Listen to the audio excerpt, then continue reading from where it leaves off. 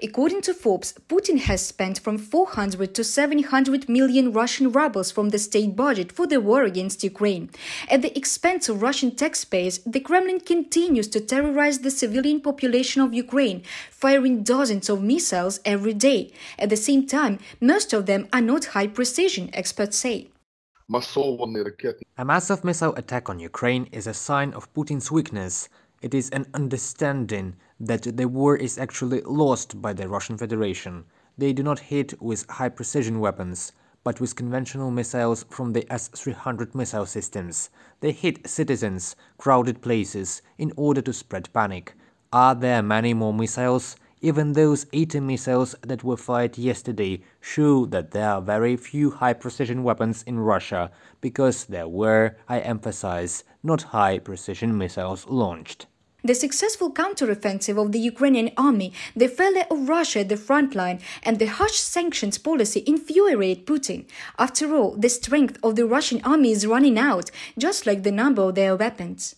We observe that for 2 or 3 months, strikes with new generation missiles that Russia has are being carried out less and less frequently. These are Caliber cruise missiles, these are Onyx missiles. The Russian invaders are firing the old missiles, and because of the losses of Russian aviation, we see that missiles rarely enter our air defense zone, firing mostly from the territory of the Russian Federation. On the first day, I want to remind you, the Russians fired 160 missiles at the territory of Ukraine, and then this number was getting smaller and smaller.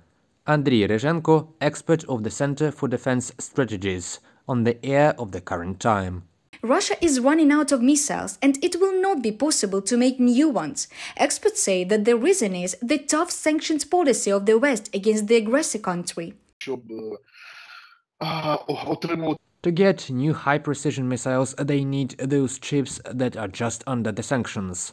That is, we can safely and confidently state that the impact of the Western sanctions on Russia is indeed significant. It has stopped mechanical engineering by 90%. These are their statistics. Absolutely all high-precision industries have also been stopped, and of course among them is the military sector. In fact, they can no longer produce tanks, armored personnel carriers, and especially high-precision missiles. The electronic content of the high-precision Russian weapons used to be supplied by the Western partners. In the context of sanctions, this is no longer possible. It is about various chips, control units, and electronic boards. 8 sanctions packages have already been introduced, but the EU will not stop there. The European Commission has officially announced the imposition of secondary sanctions against Russia.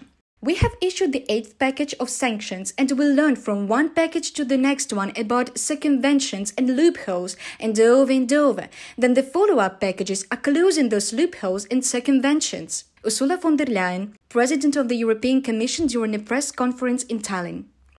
At the same time, Western partners note that they will continue to support Ukraine in the future.